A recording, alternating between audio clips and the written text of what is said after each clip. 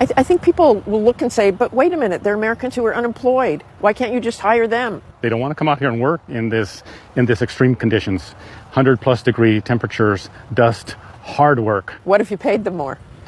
It doesn't matter.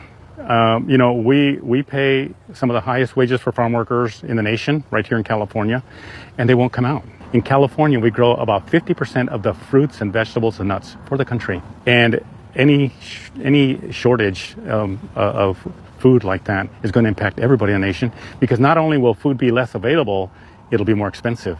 Manuel Cunha Jr. runs the Nice Farmers League, a trade organization representing farmers and farm workers in the Fresno area. He says Trump's promise to deport all undocumented migrants would disrupt the entire country. If you took away my workforce, you wouldn't eat. If you go into the San Joaquin Valley and you start doing what you're saying, it's over. The country will stop. I mean, literally stop, because the food system won't move. And like Joe Del Bosque, he insists these undocumented farm workers are not taking jobs that would otherwise go to American citizens. I don't care what you pay them. I don't care if you pay them $26 an hour. It ain't going to happen. They're not going to get up at 4 or 5 in the morning, drive to the field, and pick fruit. Have y'all seen that lady from Nebraska? Don't worry, I'm going to put it down here. She was one of the ones who came out and said, we voted for this and we regret it. She's one of the ones that's actually remorseful, not one of the ones that's coming on here going, yes, I asked for this, but please don't tell me how it's my fault that my consequences are affecting me and not just the people I hate now. I don't want to hear it, okay? Now that we don't care about them. But this one, they're cattle farmers. And I guess Nebraska is on track to go bankrupt in like 2 quarters. Okay? And the most interesting part of the piece that she put up, and I'm not saying this to throw shade, I'm saying it to emphasize what's up, okay? She says, we knew that they were going to be coming for the undocumented, and here, almost everyone's a farmer of some kind, and 70% of our workforce is immigrant labor. And while we knew they were going to be coming for the undocumented, and we knew 70% of our workforce was going to fall into that category, we still supported this. And now thinking about it, I'll say it one more time. And now thinking about it, they realize it didn't make sense to support something that went against their own interests and to put their support in something that is now feeding their own demise. And hey guys, welcome back again to my channel. It's so good to have you. Thank you so much for clicking when you saw this video. So I came across these videos, right? Farmers are now seeing that they voted against their own interests. Imagine voting against people who works for you. Guys, these people has mostly farm workers in around their area. They have farm workers who are migrants working for them.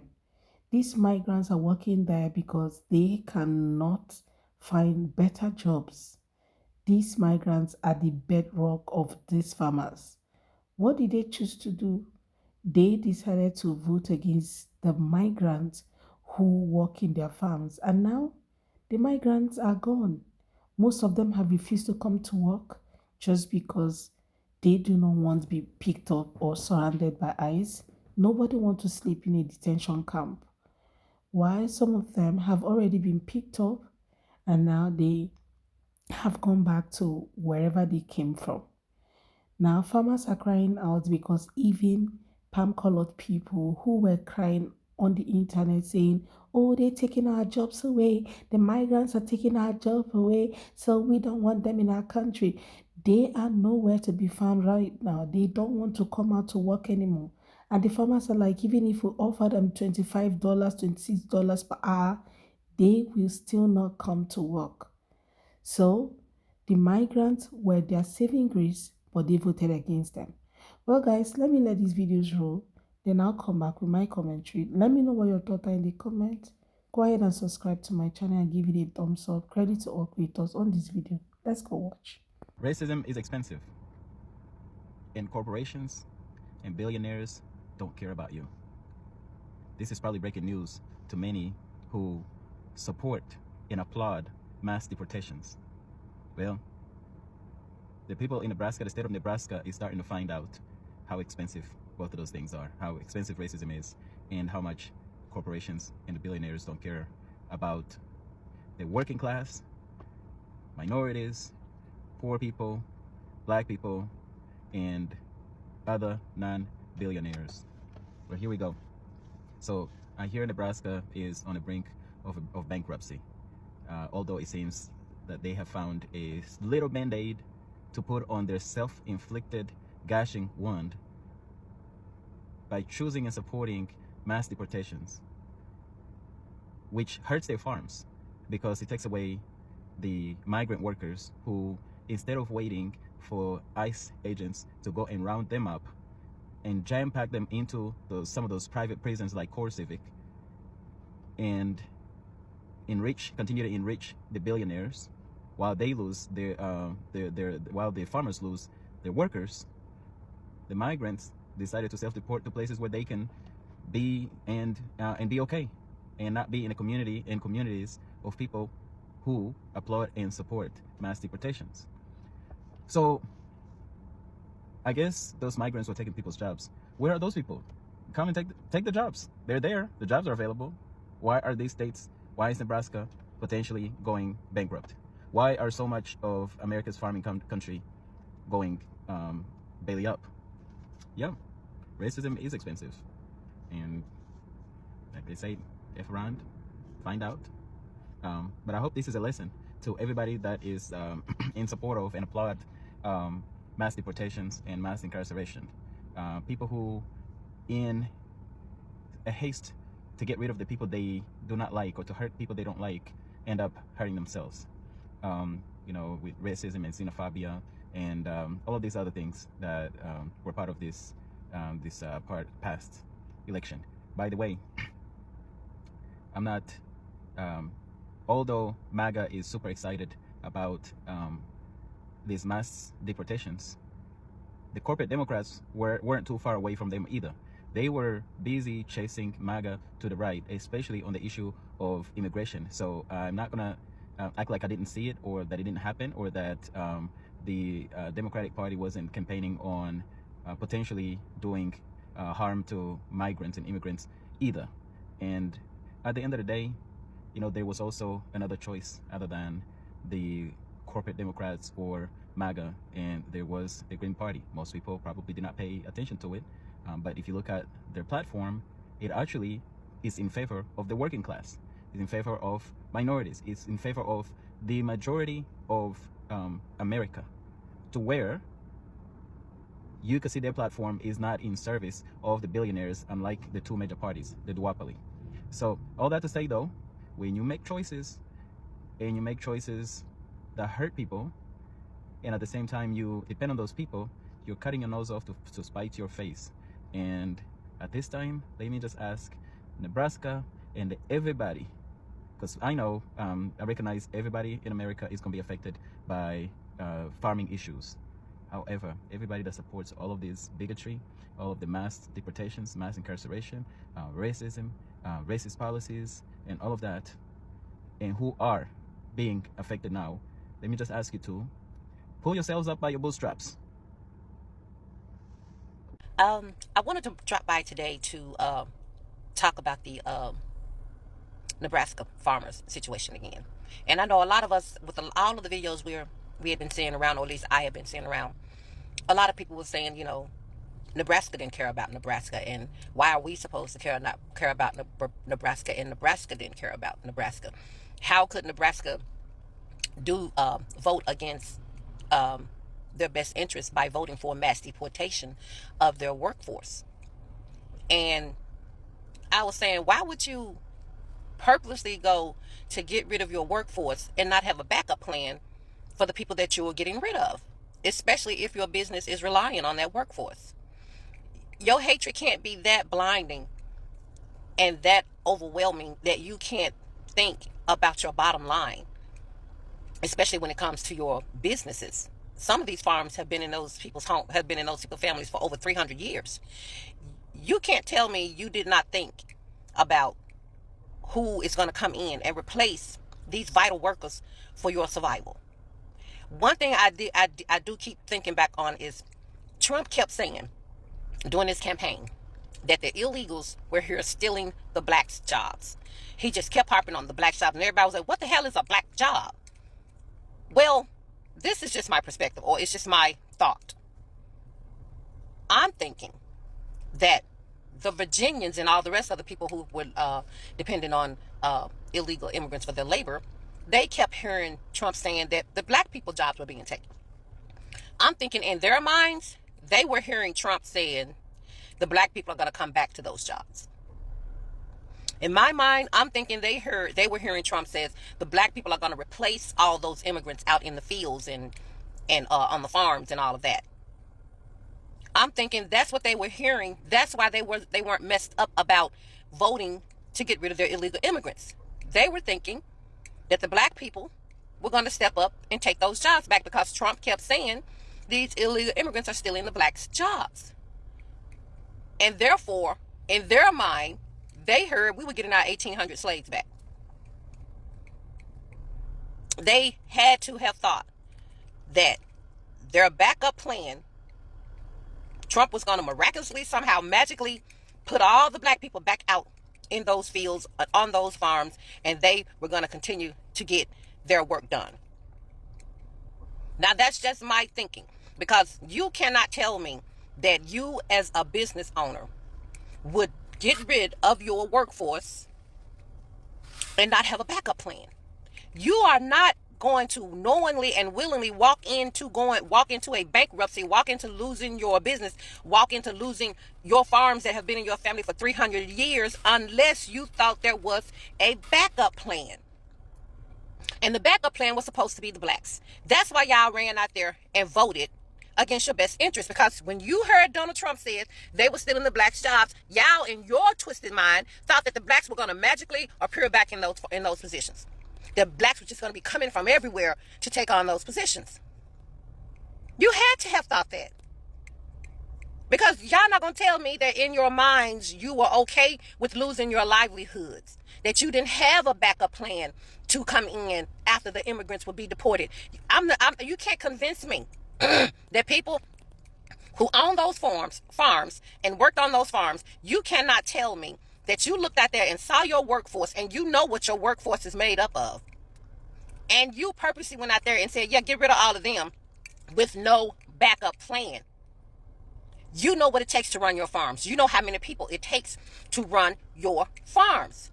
There's no way you got rid of all of those people and did not expect to have somebody to come in and pick up the slack. Y'all thought y'all were getting slaves back. You had to have thought that. You had to have thought black people were going to be the ones replacing the immigrants and you would not miss a beat.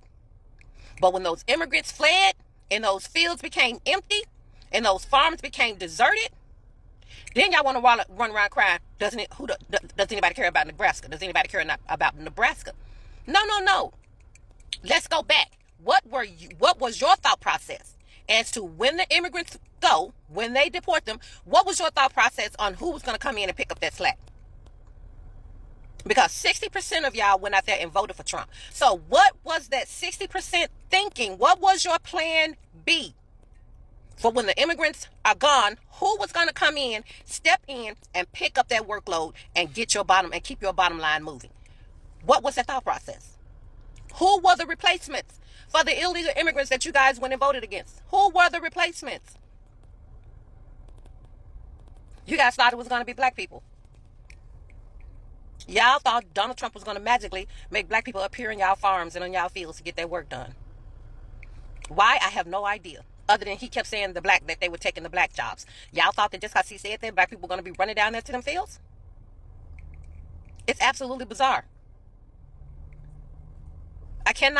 You can't convince me y'all put everything, your whole life, y'all whole livelihood, generations of farms being in y'all family. You can't tell me you put that up at risk and did not have a backup plan. You can't tell me y'all purposely destroyed y'all lives and y'all farms without having a backup plan to replace the illegals. It's just not making sense. But racism never has made sense. Guys, these are some really eye-opening times we're dealing with. And another thing I want to touch on before I leave today. President Musk is really working hard to get up under the black people's skin. He's trying to find a button to push to make us hit them streets. Now he wants the government to stop funding, to stop the lease for the Obama library, for the Obama library. And he also wants the United States government to sell our National Black Museum, one of our National Black Museums. I think it was the Montgomery Boys bus, something to do with that. I think that's what it was. So do you see what they're doing? When the threat to pardon Derek Chauvin did nothing, now they're going for other intricacies that they know black people hold near and dear, which is telling us they are going to keep nitpicking until they can think they can get us out there. No matter what they do not give them what they're looking for. I don't care what they do at this point, but it needs to be seen the extremes they're going to go to. That needs to be seen. I appreciate her for coming on here and giving these updates and just saying, you know, with each time, like, oh my gosh, I can't believe it. Like, in retrospect, I can't believe I did that. In looking back, this made no sense. This made no sense. I did it anyway, knowing it didn't make sense. I appreciate her for that. I appreciate her for that, because we've got too many that are just incapable of doing that. Just incapable of saying, wow, yeah, I convinced myself to go against my own interests. Why did I do that? Like, that is work. That's self-work. Okay. And that's what we have room for. We have room for people that are like, wow, I now want to look into why I convinced myself to do something that was not going to help me. Why did I do that? We need more of that. We need more of that. And less people going, yeah, well, I'm just going to hold on to my hate and rage and anger, and I'm going to blame everyone else. And you know what? Yeah, I'm going to fight to keep my job. I'm getting a lawyer. Okay. I'm fighting this. I don't care if I asked for it. This isn't fair to me. It's not supposed to affect me. What about me and me and me? We don't care about them. Like I said, they can go fend for themselves. They can go fund themselves. But yeah, it's very interesting. So these states that are already on track to go bankrupt just with the policies themselves, okay? Because she's like, people aren't showing up to work. I mean, whole thing, okay? And then blue states, you know, these cesspool states that are providing all the federal taxes, you know, people who live in states like Oklahoma who can't afford a plane ticket out here for the weekend, love to talk about how this place is a cesspool, but they need our money to survive and to support themselves. Yeah, I am all for all of these blue states holding on to their money. I'm not interested in paying this regime. I'm interested in California independence or joining Canada or almost any other country but this one. And I would love to see how states like Nebraska plan on funding themselves when we aren't the ones putting into the pot anymore. We're going to keep our dirty little blue cesspool dollars to ourselves. How about that? How about that? Like, go ahead. Give it a watch. Give it a watch. I give her props.